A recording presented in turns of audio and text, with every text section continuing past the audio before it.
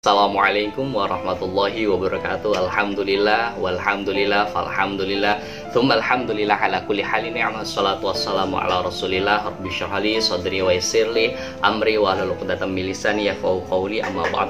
Para pejuang Islam yang dimuliakan Allah Subhanahu wa taala, bertemu lagi dengan saya Dahlan Official. Untuk kali ini kita akan membahas seputar hadis.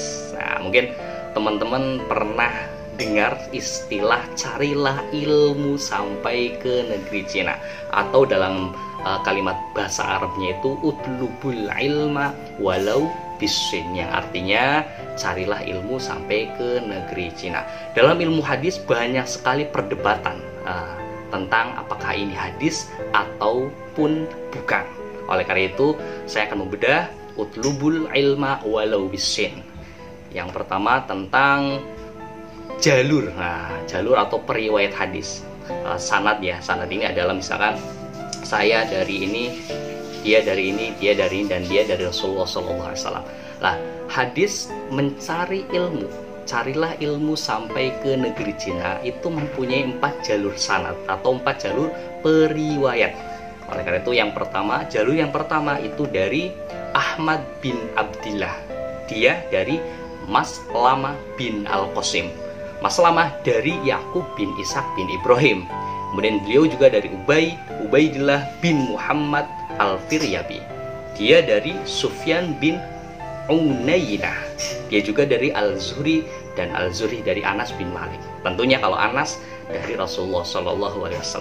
Hadis dengan riwayat sanad Ibnu Abdul Bar dan Baihaqi dalam kitab Syu'aib Al-Imam. Jadi silsilah sanad ini ditulis oleh Abdul Bar dan Al-Baihaqi dalam kitabnya itu Syu'aib Al-Imam. Nah, ternyata pada jalur sanad yang pertama ada masalah, yaitu terdapat nama Yakub bin Ishaq bin Ibrahim Al-Asqalani yang dinilai oleh Az-Zahabi. Az-Zahabi ini mungkin pakar hadis, pakar hadis sebagai Al-Kazab, yaitu pendusta yang sangat besar.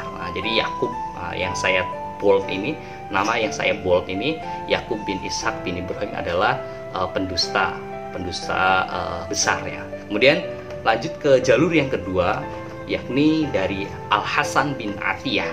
Dia dari Abu Atikah Thorif bin Sulaiman. Dia juga dari Anas bin Malik. Anas bin Malik tentunya dari Rasulullah SAW. Hadis dengan riwayat sanad ini diriwayatkan atau ditulis oleh Ibnu Hibban dalam kitabnya itu Al-Majruhin. Nah, jadi sanad yang kedua itu ditulis oleh Ibnu Hibban dalam kitabnya Al-Marjin. Ternyata sanad yang kedua juga punya masalah, yakni terdapat nama Abu Atikah Thorif bin Sulaiman yang tidak mempunyai kredibilitas sebagai periwayat hadis dan suka memalsukan hadis. Ya, seperti yang kita ketahui, hadis ini berbeda dengan Al-Quran ya. Kalau Al-Quran itu otentik ya, dari mulai turun sampai hari kiamat itu tidak ada perubahan sama sekali. Berbeda dengan hadis. Kalau hadis itu ada yang disusupi karena mungkin ada yang disengaja, seperti yang pendusta, ada yang karena tingkat istilahnya kelemahan daya ingat.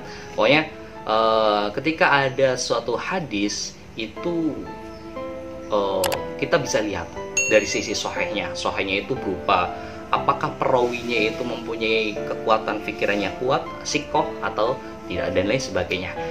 Kemudian apakah hadis itu berjalur sampai ke Rasulullah atau tidak, dilihat dari beberapa aspek. Kemudian jalur yang ketiga yaitu dari Ibnul Karom.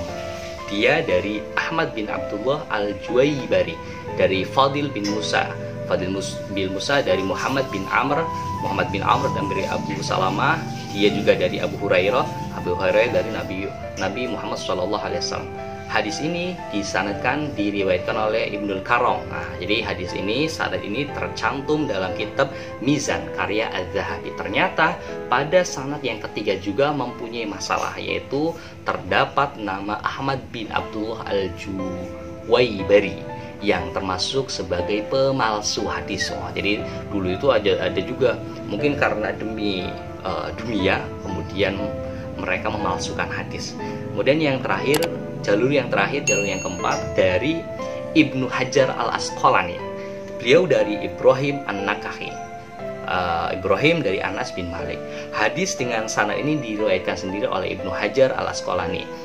Jadi sanad ini tercantum dalam kitab Lisan Al-Mizan karya Ibnu Hajar, dan ternyata ada masalah juga. Masalahnya di mana? Di Ibrahim An-Nakahi.